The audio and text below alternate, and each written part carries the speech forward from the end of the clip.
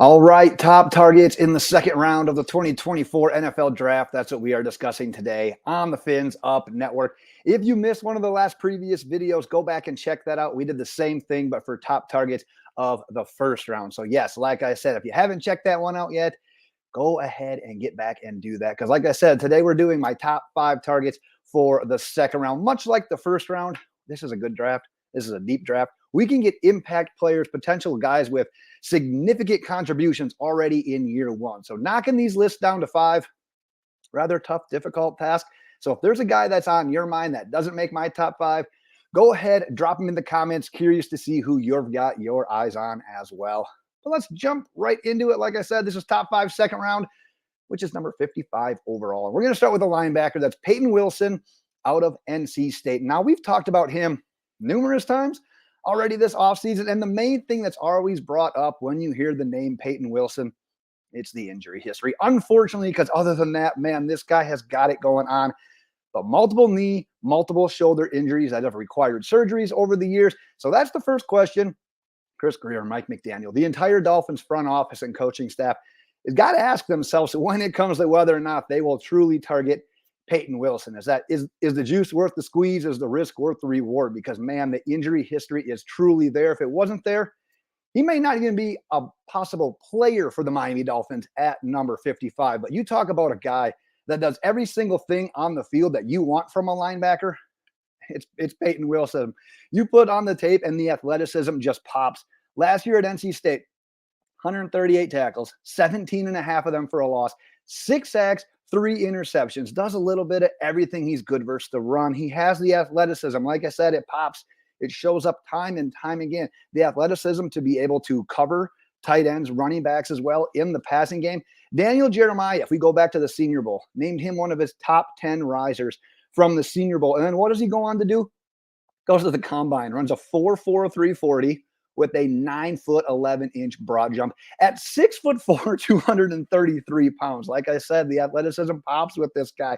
And he's been climbing that Miami Dolphins draft board as well. The last I was told, he's actually passed another linebacker that's going to be coming up on my list as the Dolphins' top-ranked linebacker, at least at that position. We'll get to that player here in a second, but right now, number 5 on my list is Payton Wilson.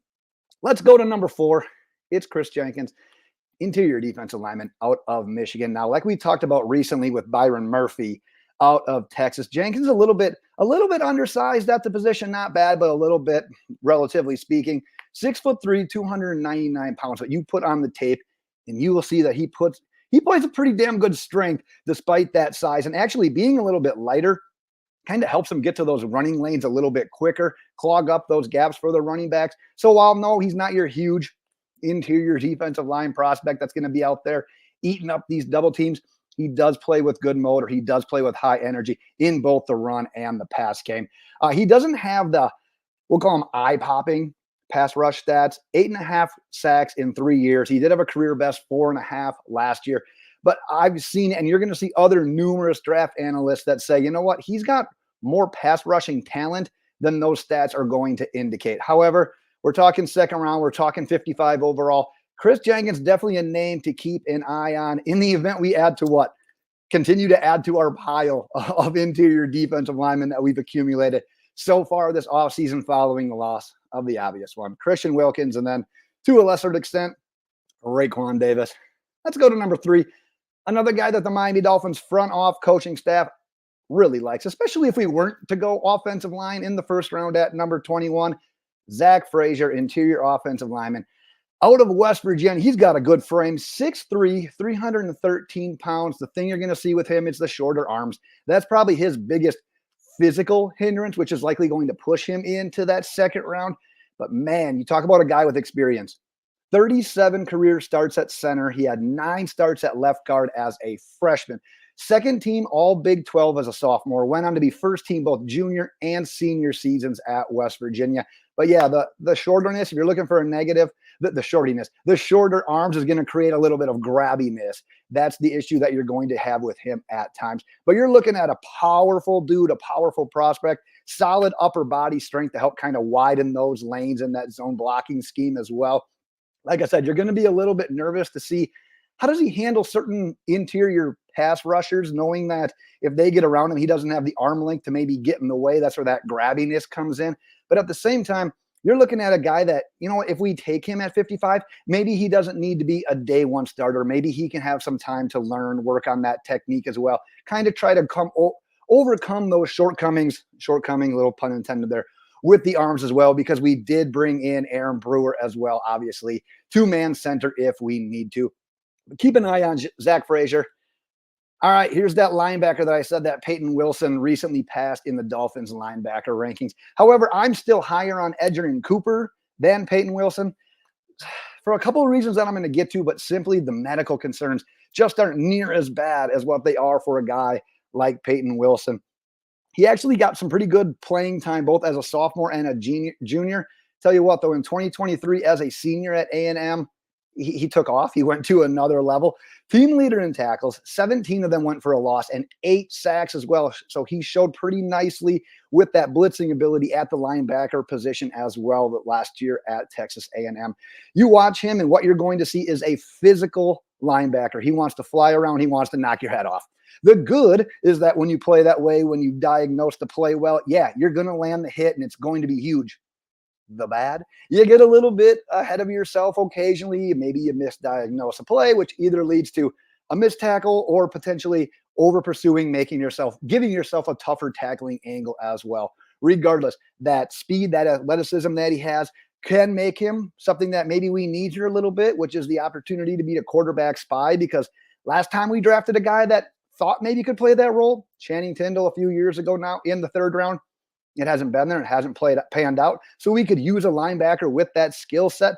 And quite honestly, if you look at Edgerrin Cooper, to wrap this up here, look at what he can do in pass coverage as well. He's not an outright liability. So you're looking at a guy that can stay on the field for the majority of the downs. Earlier in free agency, we had Jordan Brooks. We had Anthony Walker. But remember, linebacker, look at this team's depth chart. We already have David Long. Outside of that, we don't have too much. So yeah, adding a linebacker in the draft, even already early enough in the 2nd round, is definitely a possibility.